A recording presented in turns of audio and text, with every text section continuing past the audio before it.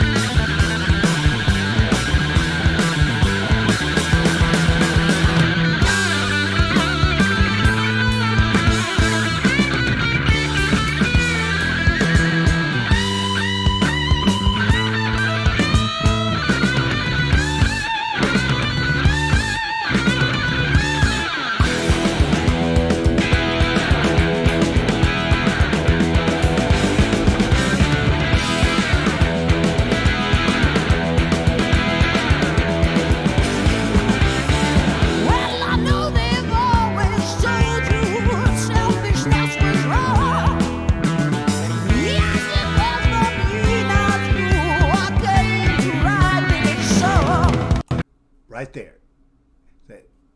they've always told you selfishness was wrong, but it was for me, not you, who came to write this song. He's basically saying that he wrote this song for himself, not for anybody else, but for himself, for the enjoyment of writing it, for the fulfillment of completing it. And even more, when other people enjoy it, it gives him more pleasure. So that's what he thinks of as far as individualism, selfishness through reason. So let's get back to the song, and we'll talk about it at the end. Let's get back to it.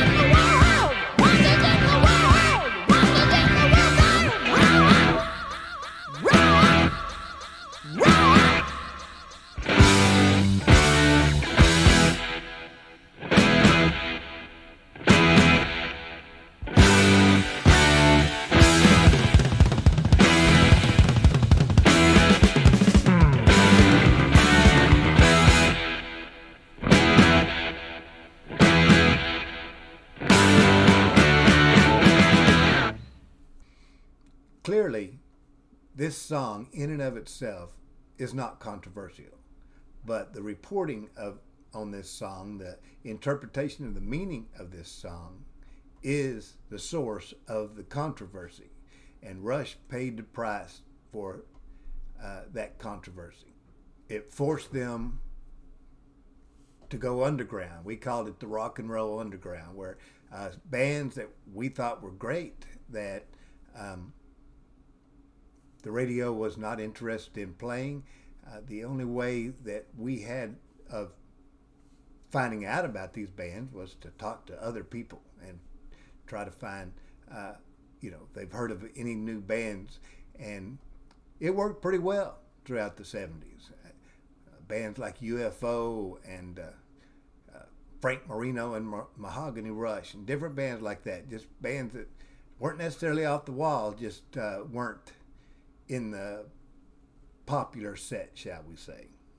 But when you're a rock and roll band in the 70s and you don't get any free press, you don't get any radio play or a minimal amount of radio play, you don't get any positive stories written about you, it's all or majority negative. 99.9% of any band that had to endure that would not have survived the 70s. And that's what makes Rush's career so remarkable. And if you were ever wondering why it took you so long to discover Rush, to hear about Rush, now you know. Well, that's going to do it for this episode of the original Rushman Show. Thanks for watching.